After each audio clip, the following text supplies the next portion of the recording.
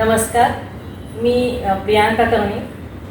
खरं सांगायचं झालं तर मी व्यावसायिक लेखिका नाही आहे. म्हणजे सुरुवातीला तर मी आपण लेखन करू हे असं माझ्या डोक्यात पण आलं होतं कधी. ह्याची एक असं हे झालं की माझी आई गेली, म्हणजे साधारण आता त्याला 12 वगैरे वर्ष झाली. त्याच्यानंतर एक आपल्याला जे असं नॉस्टॅल्जिक की आपल्या सगळ्या पूर्वीच्या आठवणी येतात, लहानपण आठवतं, एक एक प्रसंग आठवतात, ते असे होत गेले आणि आपोआप नकळत जे मनात साठत राहिलेलं जुन्या आठवणी, आजूबाजूला बघितलेले काही प्रसंग, काही आपल्या भावनांचा एक जो आपण आता एकटे पडलो, म्हणजे आपली आई गेली, आपण कारण माझे वडील आधीच गेलेले, मुलगी पण तेव्हा मोठी झालेली, ती कॉलेजचं त्यांचं मुलांचं वेगळं विश्व सुरू झालेलं. आणि अशा वेळेला एक नकळत काहीतरी माझ्या मनात स्फुरायला लागलं, जे बहुतेक मी इतके वर्ष जे डोक्यात साठून राहिलेलं, मनात साठून राहिलेलं, ते बाहेर पडायला लागलं. आणि त्याच्यातूनच माझे काही लेख जन्माला आले. ते लेख मी पण हळवे म्हणून कॉन्टिनेंटल प्रकाशननी ते माझं पहिलं पुस्तक प्रकाशित केलं. त्याच्यात ललित लेख आणि कथा असं होतं.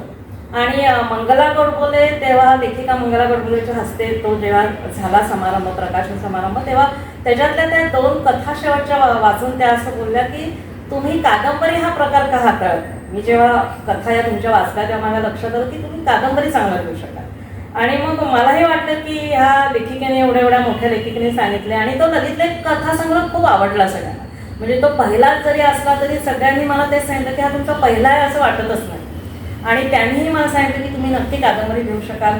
तर त्याच्यापासूनच मी प्रेरणा घेऊन ठरवलं की आपण कादंबरी लिहून बघूया. त्यांनी तर मला त्याच्यातलीच एक कथा सांगितली की तुम्ही ह्याची कादंबरी करा. पण ते त्यावेळेला मला काही एवढं हे नाही झालं. तो कथा या फॉर्ममध्येच ते असू दे असं मला वाटतं. पण त्याच्यानंतर असं झालं की त्यावेळेला निर्भयावर बलात्कारची दिल्लीची मुलगी आहे त्याचे प्रकरण चालू होतं. तर त्यावेळेला माझी मुलगी कॉलेजमध्ये होती आणि मला ते सगळं जे सारख्या पेपरमध्ये बातम्या यायच्या, मीडियावर हेच चालायचं सारखं. तर मला असं विचार आला की हे ऐकून आपल्या कॉलेजमध्ये जी आता मुलगी आहे तिच्यासारख्या मुलींची मानसिकता काय होत असेल की हे जे बाहेर सतत बलात्काराची प्रकरणं ऐकतायत, की कुठेही बाहेर वावरताना, किंवा त्यावेळेला मला एकदम असं आपल्याला कुठेतरी लहानपणाचं अचानक आठवतं, तसं एकदम अतिशय लहानपणीचं मला आठवलं की माझ्या मोठ्या बहिणीच्या पण माझ्या 7 वर्षाचं अंतर आहे. तर माझा आजोळ दादरला आहे आणि तिथे एक शेजारी असं एक कुटुंब राहायचं की जिचे वडील जे होते ते विकृत होते त्या एका मुलीचे, जी माझ्या मोठ्या बहिणीची मैत्रीण. आणि त्यामुळे त्या बहिणीला असं सांगायचे माझे आजोबा वगैरे, आजी वगैरे, की तू त्यांच्याकडे जायचं नाहीस खेळायला.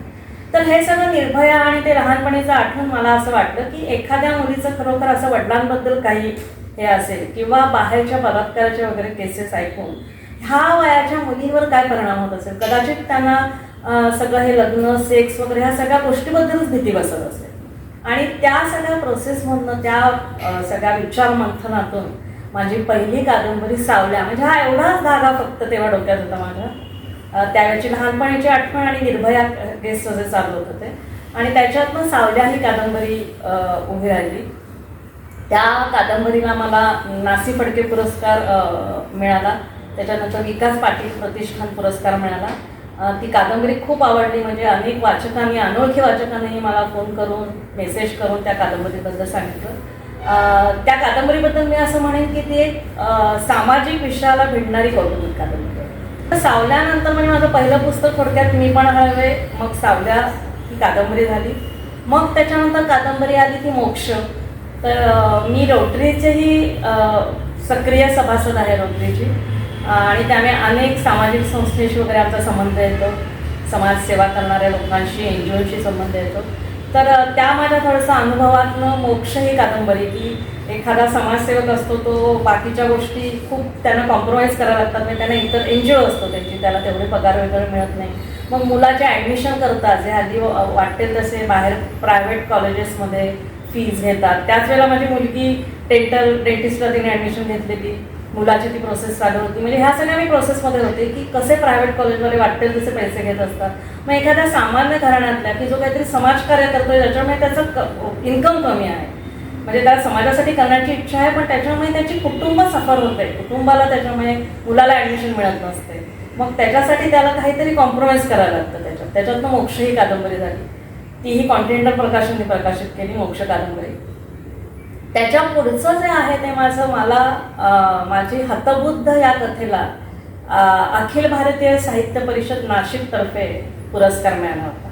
आणि त्या कथेची अशी संकल्पना होती की देव ही संकल्पना माणूस कशी म्हणजे देव ह्या कल्पनेला कसं तो वेठीच धरतो देवाला थोडक्यात, की तो चांगल्या गोष्टी देवाकडनं म्हणजे मला हे मिळालं पाहिजे, मला ते मिळालं पाहिजे, मला सुख समाधान मिळाली पाहिजे, मला धनसंपत्ती मिळाली पाहिजे, म्हणजे तो प्रत्येक वेळा देवाला वेठीला धरतो.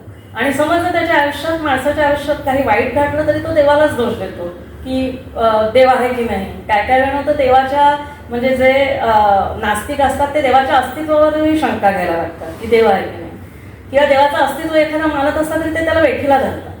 त्याच्यानंतर धर्म या गोष्टींनी सुद्धा म्हणजे आता जे अत्याचार झाले धर्मांतरासाठी वगैरे, देवाच्या नावावर धर्माच्या नावावर किती अत्याचार झातात, त्या ह्याच्यावरनं हतबुद्ध ही कथा माझी साकार झाली.